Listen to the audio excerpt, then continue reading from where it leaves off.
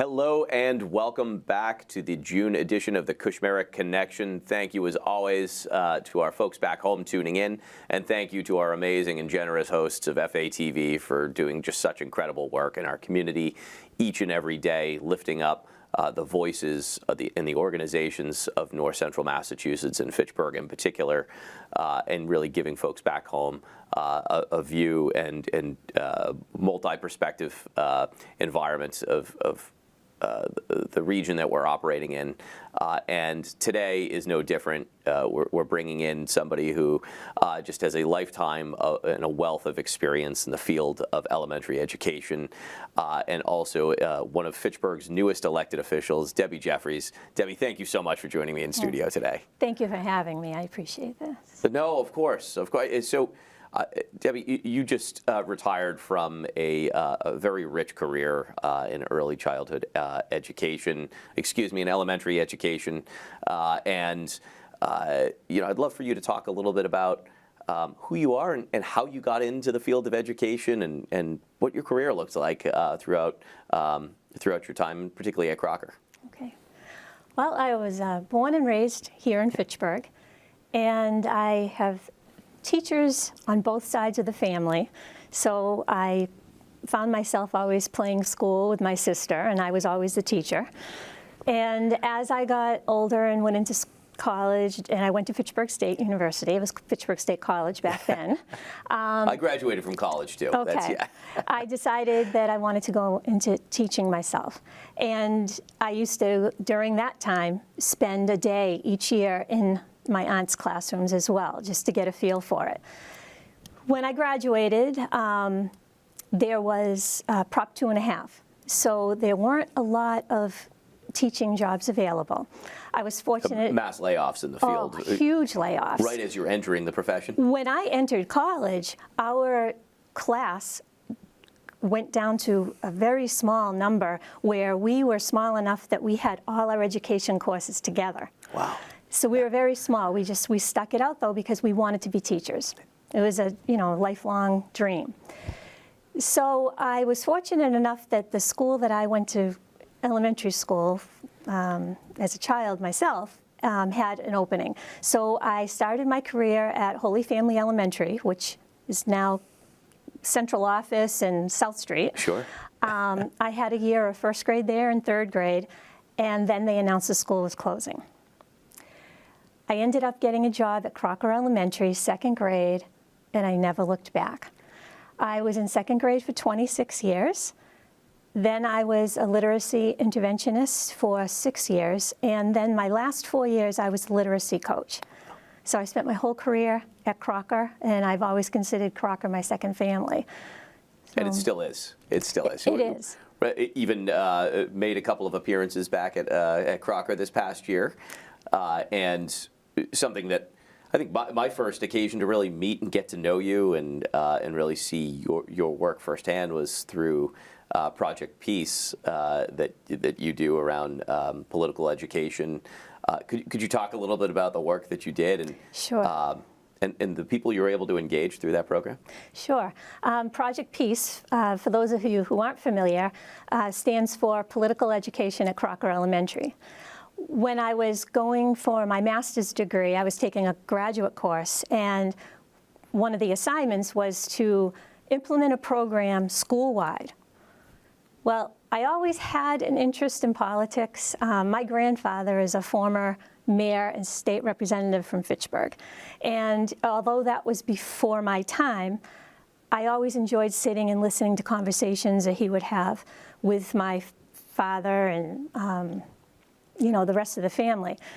So I said, I remember in school when I could register to vote, a lot of my friends didn't think it was a big deal. I was turning 18 and I was like, yes, I can register. And my friends were like, big deal, So it stuck with me that I was so excited about something that my friends didn't see as important, and I always wondered why. And I think I found out it was because I had so much exposure to it and the importance of it. So I said, what if I did something at the elementary level to try to get these kids when they're young so that they have that same interest that I had when I was young? So we we got donated refrigerator cartons that we made voting booths out of. And we set up a polling place, and students would come in, they'd give their homeroom, and they'd give their name, get checked off, get a ballot, vote, get checked off again, and be on their way. We tried to make it as realistic as possible.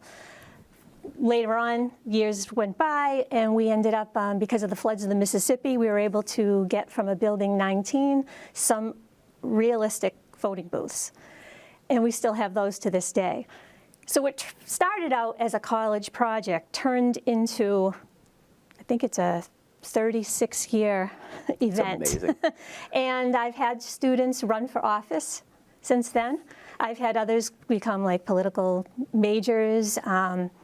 But when I bump into students or their parents, they often mention what an impact that had on them. So, and I still do it now that I'm retired. Yeah, it's absolutely, so 36 years, I mean, entire generations of both voters and leaders have gone through your program. And really, you've had the opportunity to really mold one of their first experiences with government and politics and elections.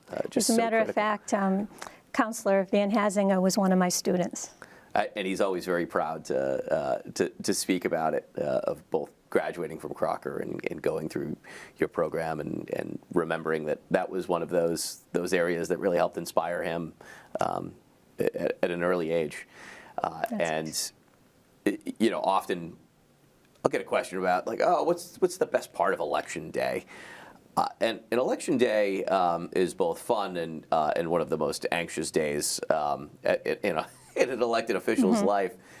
But I find the best part of my day is going down to Crocker and just spending that hour with those kids and seeing the excitement and really just seeing how enthusiastic they are about engaging with their elected leaders, all sitting in front of them and then casting their ballots and voting. It's not only adorable, but it really just gets you energized and enthusiastic as an elected leader to think about, boy, what if this could help change voter turnout and voter behavior? And what if our entire city or our entire state or nation treated the election every November like Crocker kids do? And just what an inspiring thing to see, and just to see the positivity and the enthusiasm around elections. And it's the way it should be, and it's one of those inspiring and aspirational examples of what government and politics should be about. And you know, it's really appreciated when all the elected officials come, and the kids look at all of you like you might think the president walked in. There's, you know, and when they hear that they can be that person, that they can do that, you see their eyes light up, you know, and that's the time of day when we sign our Constitution. That's right. So we've met with the students and come up with the school rules. Each class has delegates, so we're trying to get them used to representing other people as well. So. It's just what a beautiful day it is, and I know it comes together as one day, but I'm sure it takes 6 months of planning. And but I don't think I've missed one yet. And I remember when I was first running for Ward 4 Council, the seat that Councilor Van Hazinga now occupies, and that was I went down there, and I remember they accurately predicted the election results that evening, and I remember you telling me, "Oh, you won," and I was so enthusiastic about, like, all right, well, let's hope that's the predictor and the indicator for how tonight's going to go. We have had a lot of success with our results, and very oftentimes, whether it was the city, state, or country, we've come within the same percentages. So much so that Channel 4 once came out and they interviewed me and they spoke, you know, to the children and wanted our results, and so that was kind of a thrilling experience too. You know, we were invited to one of the inaugurations, but we had a snowstorm, so we couldn't go for the governor, and it's been fun. Well, and it shows. Like, it shows that you have fun. Team effort, though. I couldn't do it without the support of every teacher at Crocker. Well, that's it, right? Yeah. it's incredible just to see. It really feels like a family down there at Crocker, and I think that's what Fitchburg Public Schools does so well of fostering and cultivating the sense of both family, but also just team environment. Of you're not just operating in your own classroom. You're working as one large unit.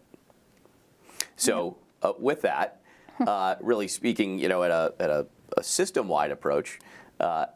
As soon as you retired, you did exactly what no retiree should do, which is jump right back into the next thing. And I'm so thrilled that you did, and successfully ran for and won a seat on the Fitchburg Public School Committee. And you're about, at the time of this airing, about 6 months in. I'd love to know what made you want to run, and how's it going so far? Well, like you said, just retired and jumped right in. But I also thought that it was a perfect time if I was going to do it, because so recently removed, I'm familiar with, the curriculum, That's right. the students, staff. My passion is education and students, children. And I thought, what way can I continue that? That's right. And I knew there were some open seats, and I had some conversations with some people and thought, why not? So it has been such a great 6 months so far. I'm learning a lot. I'm trying to be visible. I'm trying to get into the schools, the different schools. One of the best days was we went on a tour of the buildings, which is something that is a requirement of school committee members when you first get elected. And Mr. Thompson brought us around, and I was just so impressed with every single building. The hardworking staff, the students. Unfortunately, Fitchburg gets a bad rap often, and I still don't know why. I'll be perfectly honest, and I'm not trying to be biased because I was a teacher there, and now I'm school committee. But I think anyone coming from anywhere, walk through those schools, and you're going to feel the same way. That's right. I would feel comfortable if I had children, putting my children in any one of those schools in Fitchburg. And I look forward to doing it when Gabriel is old enough. Our plan is to put Gabriel through Fitchburg Public Schools, because we believe in public education, and it's very clear. You watch the graduating class at Fitchburg High School every year, and you see where these kids and young adults are going off to, whether it's college or workforce. Just an incredible success to see. And just doing it on the scale that they are, it's just absolutely incredible.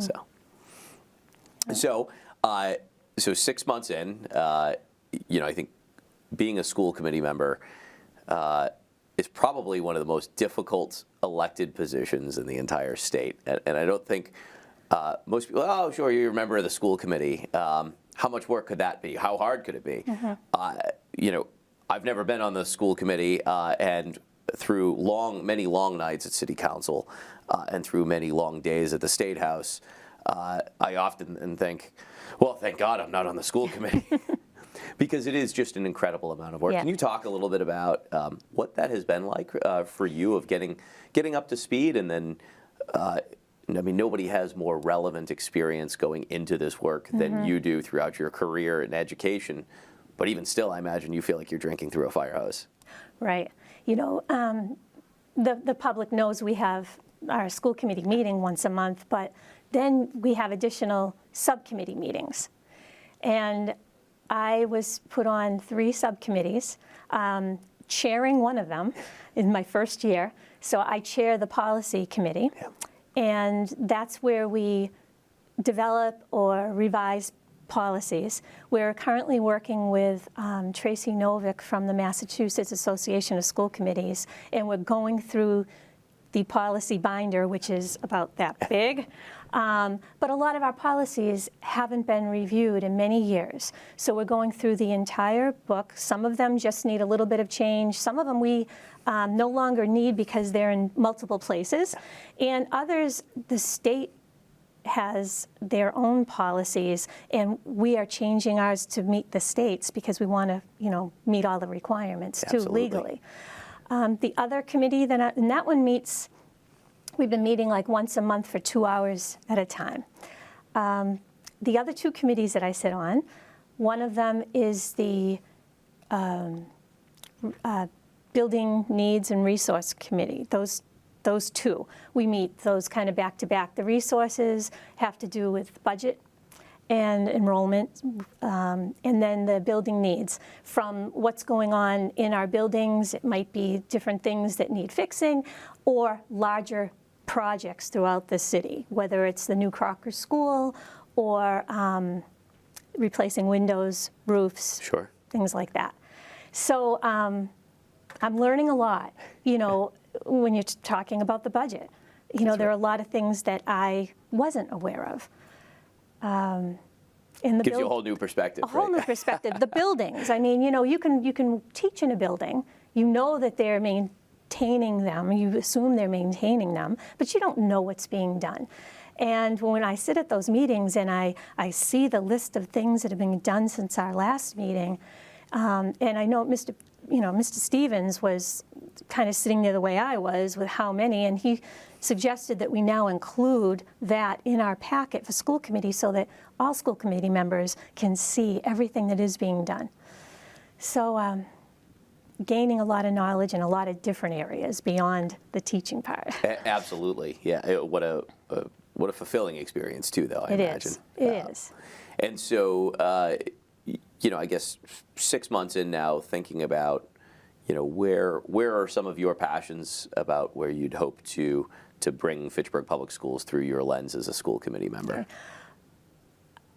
The positivity, and I said that I was going to share the good news of Fitchburg, and I'm really trying to do that. I have a Facebook page set up for my school committee. Anyone's welcome to join that.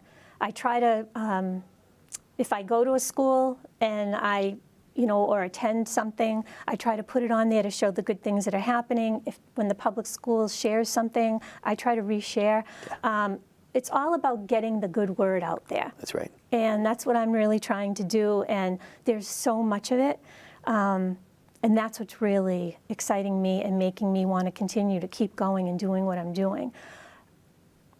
I meet with Superintendent John Thompson just about once a month for regular meetings of both updates as well as how can I help and how can he help in developing both short and long-term plans, including we were working on a couple of pieces of legislation around teacher pipeline and how to incentivize and encourage people to enter the profession, but also specifically how to help our paraprofessional population achieve a bachelor's level certification and re-enter the field as a full teacher, and really making sure that we provide them both a model and a cohort to do that in, but also paid time for their experience and really talking about how we just overall really try to both make teachers both more available, but also ensure that when we have people that raise their hand and say they love education, how do we keep them in the field? Just absolutely critical. And as we work on these issues and talk about the issues, I think overwhelmingly I come back to the point you just said. We don't talk about it enough. The positivity and the amazing things happening in Fitchburg Public Schools. We have just both amazing teachers, amazing staff and personnel.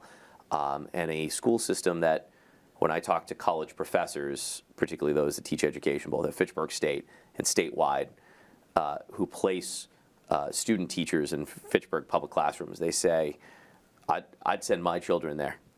It is that good of a school and that good of a school system. And I think that's really telling when you start to hear that from people overseeing student placement in college.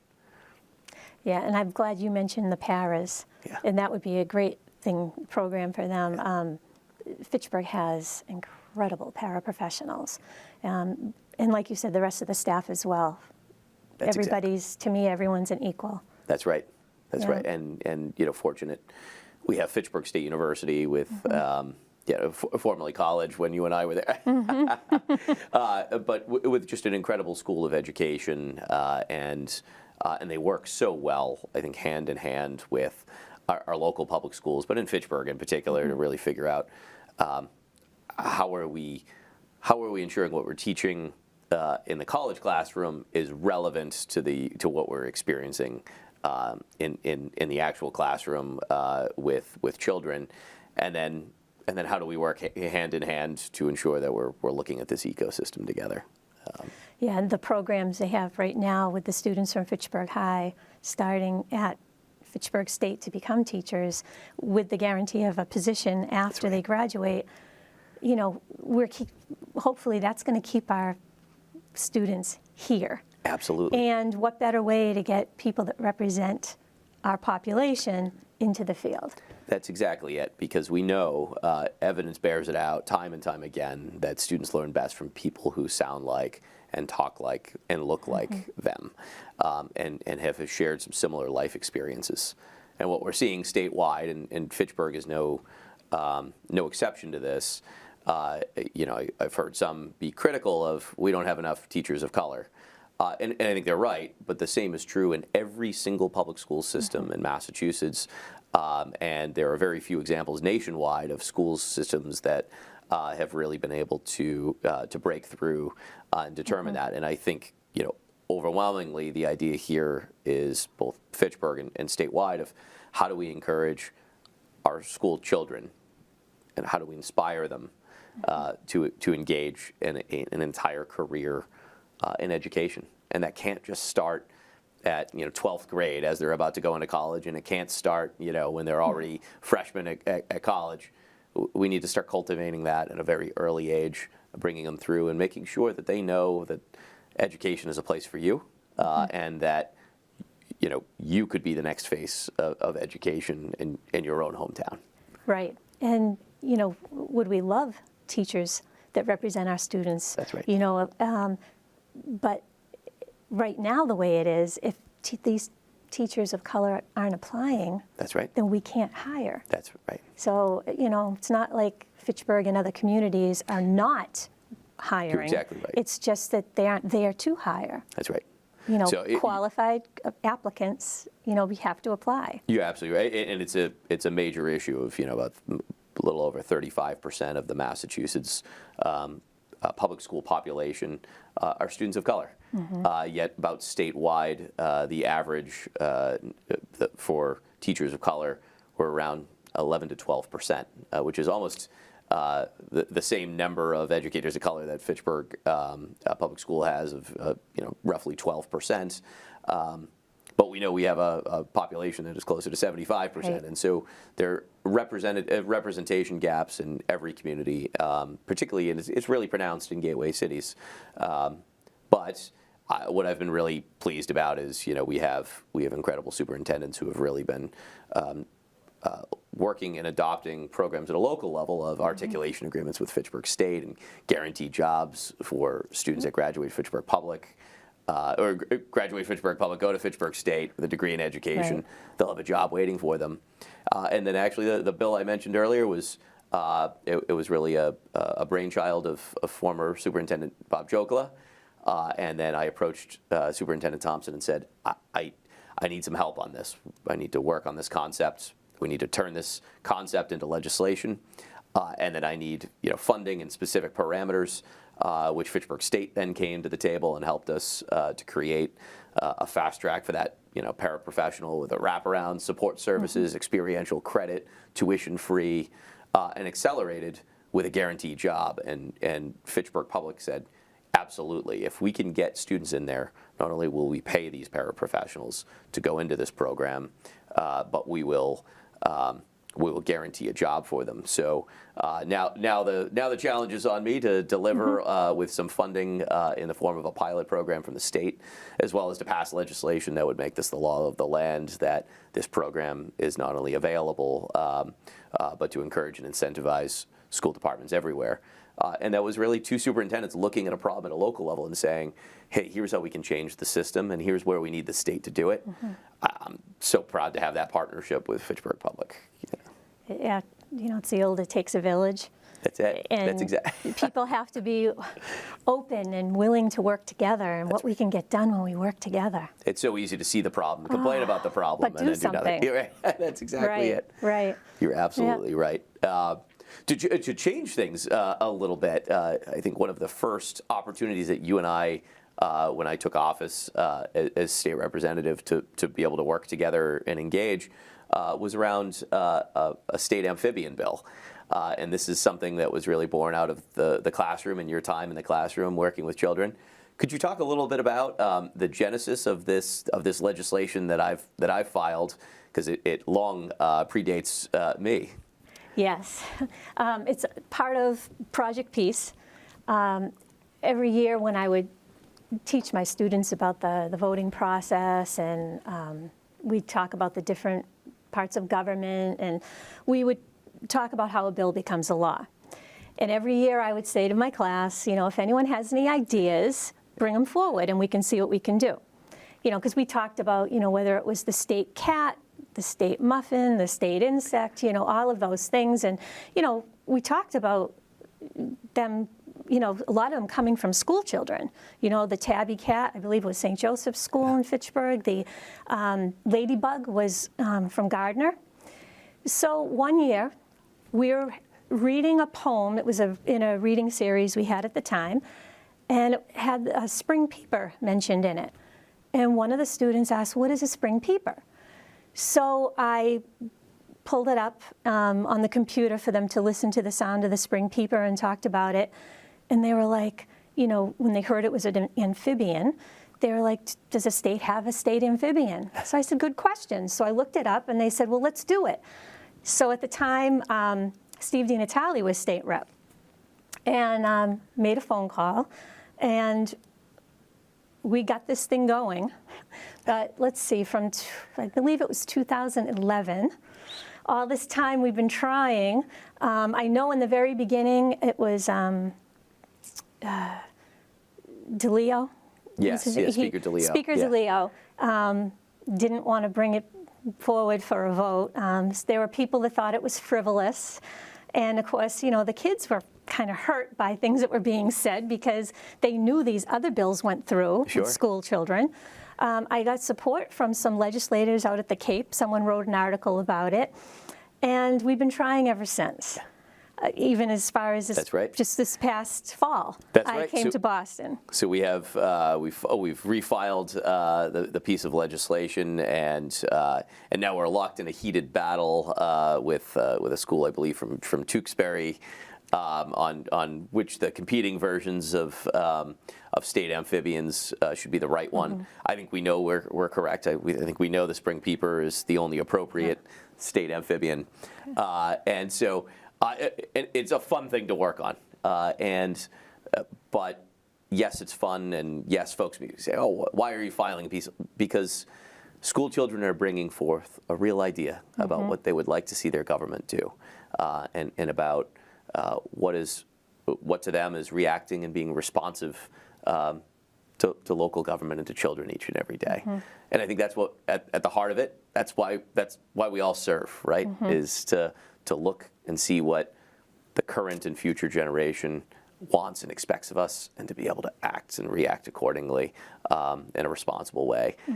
And so I've just loved this opportunity to work on something with you, and just with our final few seconds, I just want to thank you so much for giving your entire career to the children of Fitchburg Public School System, and then immediately upon retirement, reinvesting your retirement into looking out for that next generation of children. So thank you, Debbie. Well, thank you. I appreciate all your kind words and what you do for us. So. Debbie Jeffries, Fitchburg School Committee's newest member, and just what a wonderful advocate on behalf of all current and future generations of school children. To our audience at home, thank you so much, as always, for tuning in. Stay cool, and we'll see you soon.